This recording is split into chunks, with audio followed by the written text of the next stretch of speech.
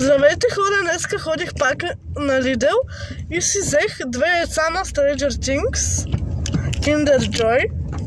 Ето кодовете, това е едно ESO C1R, това е 46 ESO C1R. Нека хора да преминаваме към отварянето.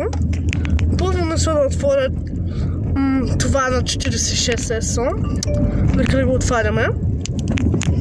Айде да... Не мога да го отворя. Да, ето. Сега молиме се. Холпър. Това е този Upside Down Холпър. Няма нищо, имам го, но другото мисля, че може и да го нямам, защото аз гледам други хора как ги отварят и гледам кодовете. Между другото на мен ми остават само Will от не от Upside Down и този Стив, нормалният Стив. Та ето сега ще ви покажа цялата колекция, хора. Ето цялата колекция. Та сега нека да продължаваме към отварянето на второто яйце. Това е едно ESO C1R. Хора, първо вие вижте. Дъстин. Хора, за какво ми е Дъстин?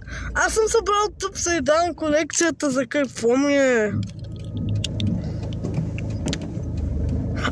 Пишете ми в коментарите някой дали го иска или да си разменяме. Който е от Ловеч, може да срещнем някъде, аз съм от Ловеч и да си ги размениме. Защото на мен ми трябват ето тези двамата Стив и този Уил. Ето този Уил.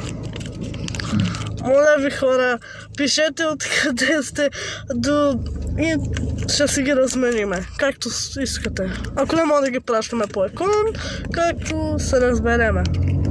Та това беше видеото, хора. Та ако искате четвърта част, лайкнете видеото, абонете за канала и когато стигнем 5 лайка, ще направя и четвърта част. Чао, до нови срещи!